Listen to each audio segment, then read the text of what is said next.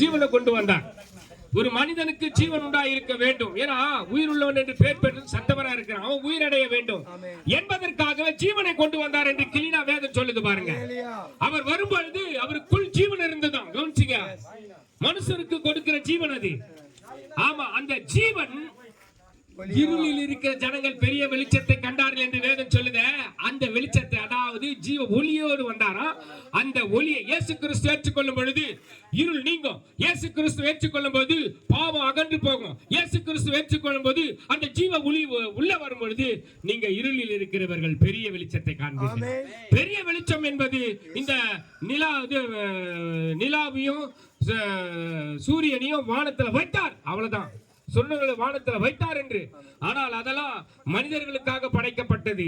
ஆனா மனிதனுடைய ஆத்மாவை மீட்க அந்த சுடர் ஒளி அல்ல, ஜீவ ஒளி தேவைப்படுகிறது. அந்த ஜீவ ஒளியை இயேசு கிறிஸ்து கொண்டு வந்தார். அந்த இயேசு கிறிஸ்து கொண்டு வந்த ஜீவ ஒளியை நீங்கள் ஏற்றுக்கொள்ளும் பொழுது இயேசு கிறிஸ்து ஒளியா உங்களுக்குள்ள வருவார். நிறைய பேர் பாத்தீங்கன்னா விளக்க கொளுத்தி வெளியே எடுத்துட்டு வருவாங்க. நீங்க எல்லாரும் பண்ணிருப்பீங்க, நாங்களும் பண்ணிருக்கிறோம். நாங்களும் இந்த இதுல வந்து மார்க்கத்துல இருந்து வந்தவங்க தான்.